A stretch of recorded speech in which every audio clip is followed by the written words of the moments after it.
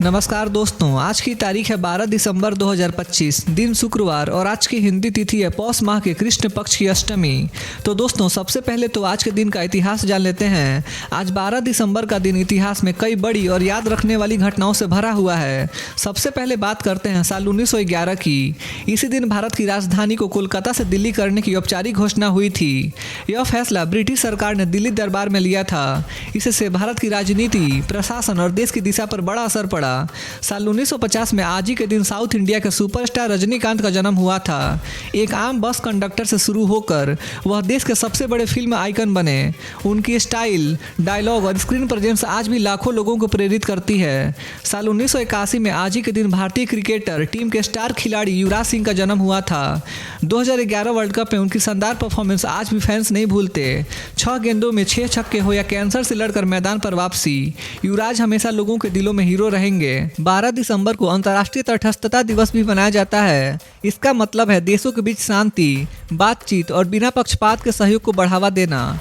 इसके साथ साथ अंतर्राष्ट्रीय स्वास्थ्य कवरेज दिवस भी मनाया जाता है, जिसका मकसद है हर इंसान तक बेहतर और सस्ती स्वास्थ्य सेवाएं पहुंचाना।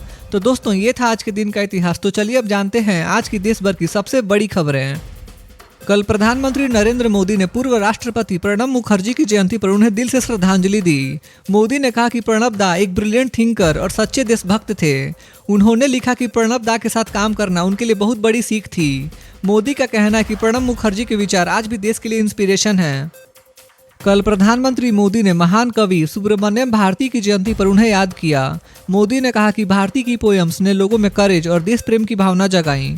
उन्होंने लिखा कि भारती का लेखन आज भी देश को इंस्पायर करता है। मोदी ने कहा कि भारत की संस्कृति को आगे बढ़ाने में भारती का योगदान बहुत बड़ा है। इटली की प्रधानमंत्री जॉर्जिया मेलोनी ने पीएम मोदी को 2026 में इटली विजिट का ऑफिशियल इनवाइट भेजा है। इटली के डिप्टी पीएम ने कहा कि मोदी और मेलोनी की बातचीत बहुत पॉजिटिव रही। दोनों देशों ने ट्रेड, टेक और स्ट्रैटेजिक पार्टनरशिप पर चर्चा की। पीएम मोदी ने कहा कि वे इस विजिट को लेकर काफ़ी एक्साइटेड हैं, लेकिन डेट अभी फाइनल नहीं हुई है। कल रात प्रधानमंत्री मोदी अपने रेसिडेंस पर एनडीए एमपीज के लिए एक खास डिनर मीटिंग होस्ट किए। यह एक पॉलिटिकल आउटरीच प्रोग्राम माना जा रहा है, जहां चुनाव के बाद की स्ट्रैटेजी और फ्यूचर प्लानिंग पर बात होने की उम्मीद है। एमपीज को अलग अलग जगहों से बसों और ऑफिशियल व्हीकल्स के जरिए पीएम रेसिडेंस पर लाया गया। सरकार ने घोषणा की कि पीएम मोदी का पॉपुलर कार्यक्रम परीक्षा पे चर्चा 2026 जनवरी में होगा। इस इवेंट में देश भर के स्टूडेंट्स, पेरेंट्स और टीचर शामिल होते हैं। PM Modi exam stress, motivation और स्मार्ट स्टडी हैबिट्स पर सीधी बातचीत करते हैं। रजिस्ट्रेशन अभी ओपन है और कोई भी ऑनलाइन अप्लाई कर सकता है। हर साल यह इवेंट लाखों स्टूडेंट्स फॉलो करते हैं। पीएम मोदी ने इजराइल के प्रधानमंत्री नेतन्याहू से फोन कॉल पर बात की। दोनों नेताओं ने टेररिज्म के खिलाफ जीरो टॉलरेंस की पॉलिसी को मजबूत किया। मोदी ने कहा कि भारत ग्लोबल पीस और स्टेबिलिटी के लिए इजराइल के साथ मिलकर काम करता रहेगा। बातचीत में रीजनल सिक्योरिटी और एंटी टेरर कोऑपरेशन पर फोकस रहा। इटली के डिप्टी पीएम एंटोनियो ताजानी ने कहा कि पीएम मोदी के साथ उनकी बैठक बहुत पॉजिटिव रही। उन्होंने बताया कि बातचीत IMEC economic corridor, technology partnership और ट्रेड एक्सपेंशन पर रही। ताजानी ने कहा कि भारत इटली के रिश्ते अगले साल एक नई हाइट छुएंगे। संसद में वंदे मातरम के 150 साल पूरे होने पर चर्चा हुई। इसके बाद कांग्रेस ने बीजेपी और पीएम मोदी पर आरोप लगाया कि उन्होंने इतिहास को सही तरीके से नहीं समझा है। बीजेपी ने कहा कि कांग्रेस सिर्फ मुद्दे भटकाने की कोशिश कर रही है। यह मुद्दा राजनीतिक बहस का सबसे बड़ा टॉपिक बना हुआ है। कल संसद के शीतकालीन सत्र का 11वां दिन था। कई बड़े मुद्दों पर चर्चा हुई, जिनमें इलेक्शन रिफॉर्म्स, बिल्स और नेशनल प्रोग्राम शामिल रहे। पीएम मोदी भी सत्र में मौजूद रहे और कई एमपी ने उनसे बातचीत की। सत्र काफ़ी एक्टिव रहा और पूरे दिन अलग अलग मुद्दों पर गर्म डिस्कशंस होती रहीं। आज एक बड़ी कल्चरल न्यूज आई कि यूनेस्को ने दीपावली को अपनी इंटेंजिबल कल्चरल हेरिटेज लिस्ट में शामिल कर लिया है। प्रधानमंत्री मोदी ने इसे भारत की कल्चर के लिए प्राउड मोमेंट बताया। उन्होंने कहा कि दीपावली सिर्फ फेस्टिवल नहीं, बल्कि भारत की वैल्यूज और यूनिटी की सिंबल है। सीएम योगी आदित्यनाथ यूपी के कई जिलों के दौरे पर हैं। उन्होंने वाराणसी में विकास काम, सुरक्षा व्यवस्था और आने वाले चुनाव की तैयारियों की समीक्षा की। योगी ने अधिकारियों को साफ निर्देश दिए कि जनता से जुड़े काम तेजी से पूरे हों। वाराणसी में नमो घाट और शहर के नए प्रोजेक्ट्स पर भी उनका फोकस रहा। सरकार चाहती है कि चुनाव से पहले सभी बड़े काम सही टाइम पर पूरे हो जाएं और लोगों को साफ सुथरी सुविधा मिले। सीएम योगी आदित्यनाथ ने युवाओं को एक बड़ा संदेश दिया। उन्होंने कहा कि ड्रग्स और स्मार्टफोन की ज़्यादा लत आज युवाओं के भविष्य के लिए सबसे बड़ा खतरा है। योगी ने कहा कि नशा और एक्सेसिव मोबाइल यूज से मानसिक और शारीरिक नुकसान होता है। उन्होंने युवाओं को मोटिवेट करते हुए कहा कि स्पोर्ट्स, पढ़ाई और पॉजिटिव एक्टिविटी पर ज़्यादा फोकस करें, क्योंकि वही असली प्रगति का रास्ता है।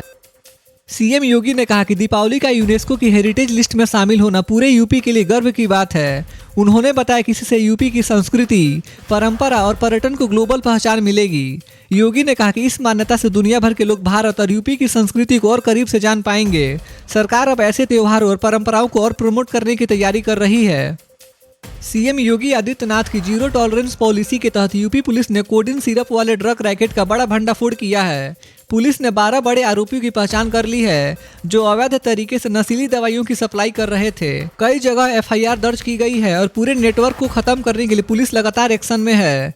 योगी ने साफ कहा है, ड्रग्स बेचने वालों को किसी भी हाल में बख्शा नहीं जाएगा। बिहार की राजनीति में बड़ा बयान आया है। बीजेपी नेता मंगल पांडे ने कहा कि आरजेडी के अंदर बड़ी टेंशन चल रही है और तेजस्वी यादव अपने ही लोगों को कंट्रोल नहीं कर पा रहे हैं।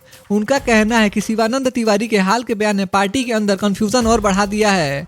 बीजेपी का दावा है कि आरजेडी में बगावत जैसे हालात बन रहे हैं और लोग नेतृत्व से खुश नहीं हैं। इस मुद्दे पर आरजेडी की ओर से अभी साफ जवाब नहीं आया है, लेकिन राजनीतिक माहौल गर्म हो गया है। खबर है कि एआईएमआईएम के 5 विधायक एनडीए के संपर्क में हो सकते हैं। अगर ऐसा होता है तो यह नीतीश कुमार की टीम के लिए बड़ा पॉलिटिकल गेन साबित होगा। इस बात से तेजस्वी यादव की पार्टी आरजेडी में भी टेंशन बढ़ी है, क्योंकि इससे महागठबंधन की संख्या कमजोर पड़ सकती है।